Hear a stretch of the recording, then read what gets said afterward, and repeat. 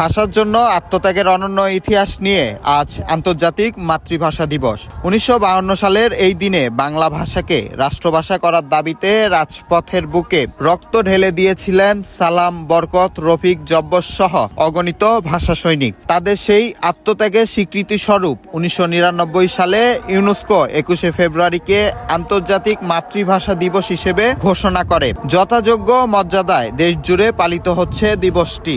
প্রথম আছে, এবার আমি কেন্দ্রীয় শহীদ মিনারে এই প্রথম এসেছি।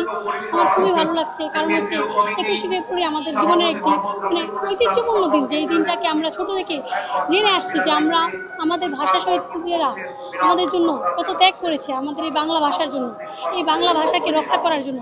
সেই ভাষাকে আমরা আজকে মনে ধারণ করি, বুকে ধারণ করি। ওই ভাষার প্রতি আমাদের যে আবেগ, এই আবেগের জায়গাটা ২১শে ফেব্রুয়ারি প্রতি বছর আমাকে নাড়া দিয়ে ওঠে। ২১শে ফেব্রুয়ারি আসলে এই দিনের কথা আমরা মনে করি, আমাদের সেই ভাষা শহীদদের কথা। ১৯৫২ সালের ভাষা আন্দোলনের জন্য এই দিবসটি পালন করা হয়। যারা মুক্তিযোদ্ধা ছিল তারা বাংলা ভাষা করার জন্য, উর্দু ভাষাকে বাংলা ভাষা করার জন্য নিজের জীবনের বিনিময়ে আজকে বাংলা ভাষাটাকে এই পর্যায়ে এনেছে।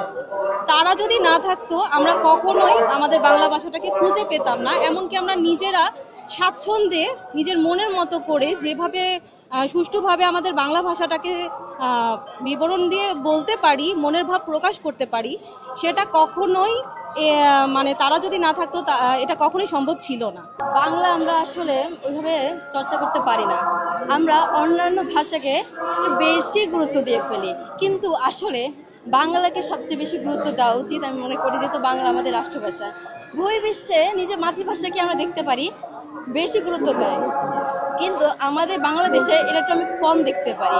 কিন্তু বাংলাদেশে আসলে আরও বেশি হওয়া উচিত বহির্বিশ্বের তুলনায়, কারণ এখানে ভাষা আন্দোলনের মতো এতটা গুরুত্বপূর্ণ তো আমি চাই বাংলার গুরুত্ব আরো বেশি দেওয়া। আমি যেহেতু ঢাকায় থাকি, তাই প্রায় প্রতি বছরই ২১শে ফেব্রুয়ারির দিন শহীদ মিনারে আসি বন্ধু বান্ধব এবং কাছের মানুষদেরকে নিয়ে। অবশ্যই বাংলাদেশের মানুষের যেহেতু প্রথম ভাষা হিসাবে আমরা বাংলা ভাষাকেই মাতৃভাষা হিসাবে ব্যবহার করি, তো অফিসিয়াল ল্যাঙ্গুয়েজ এবং যে কোনো ধরনের যোগাযোগের ক্ষেত্রে আমরা মাতৃভাষাকেই ব্যবহার করি এবং প্রাধান্য দিয়ে থাকি।